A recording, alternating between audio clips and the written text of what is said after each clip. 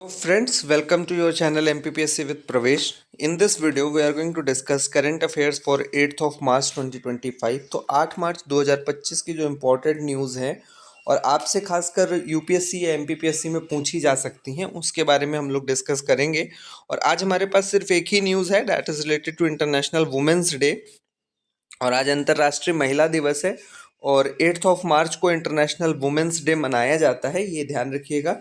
इसकी थीम याद कर लेते हैं हम लोग, for all women and girls rights equality and empowerment. ठीक है, सभी महिलाओं और लड़कियों के लिए राइट्स मतलब अधिकार, इक्वालिटी यानी समानता, और एम्पावरमेंट मीन्स सशक्तिकरण। ठीक है, इसके अलावा जो है एक इंटरनेशनल लेवल पे 1995 में बहुत ही इंपॉर्टेंट डिक्लेरेशन साइन हुआ था for women empowerment and working on the areas of concern. 12 areas उसमें चुने गए थे और वो है बीजिंग डिक्लेरेशन। ठीक है, तो आपसे प्रीलिम्स में पूछा जा सकता है कि Beijing declaration and platform for action जो है वो किससे जुड़ा हुआ है।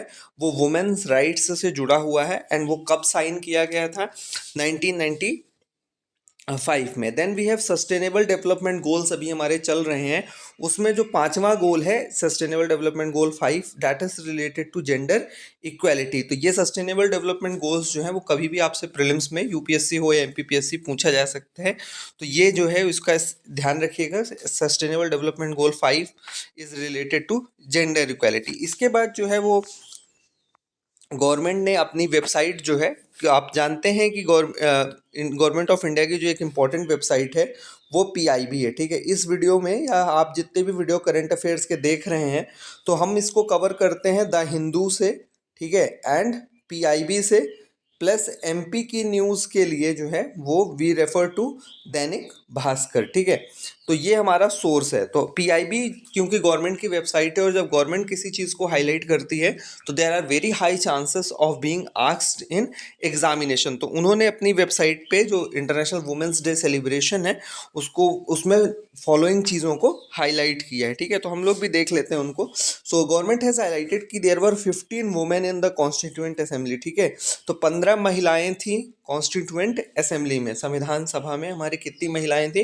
15। इसके अलावा जो है वो पहली जो पार्लियामेंट बनी हमारी 1951-52 में, उसमें कितनी महिलाएं थी, 22 वुमेन। ठीक है, 22 women in first parliament of India, ये ध्यान रखिएगा। इसके बाद जो गवर्नमेंट ने हाईलाइट किया है वो हाईलाइट किया है आर्टिकल 243D। 243D किससे रिलेटेड है, reservation for women in panchayat. तो पंचायत में जो महिलाओं को आरक्षण दिया गया है वो किस आर्टिकल में दिया गया है, आर्टिकल 243D। और हमारे देश में 21 राज्य और 2 यूनियन टेरिटरीज ऐसी हैं जहां पर महिलाओं को पंचायत में 50% आरक्षण दिया गया है। ठीक है, 50% of the seats in panchayat are reserve for women. इसके बाद गवर्नमेंट ने हाईलाइट किया है missile women of India doctor Tessy Thomas. तो ये याद रखिएगा, missile women of India doctor Tessy Thomas.